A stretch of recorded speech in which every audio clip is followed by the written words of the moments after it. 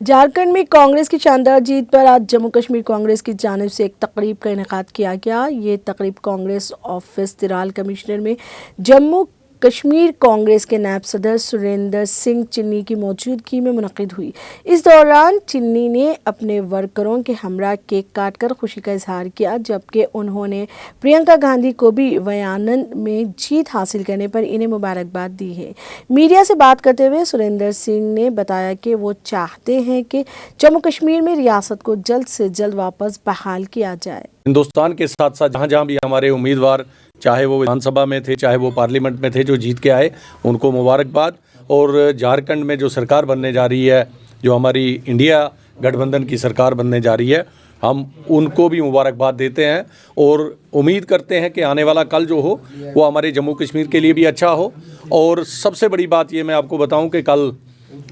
संसद घेराव भी है जो यूथ कांग्रेस दिल्ली वो कर रही है, और वो उसकी घेराव की जो मकसद है वो ये है कि जम्मू कश्मीर के अंदर जिस तरह से यहाँ रियासत को तोड़ा गया, और कांग्रेस की पहली स्टार्टिंग से यही इच्छा है कि जम्मू कश्मीर जो है, जिस तरह प्रधानमंत्री ने अभी इलेक्शन रैलीज़ के दौरान भी कहा कि जम्मू कश्मीर स्टेट जो है इसको बहाल किया जाएगा।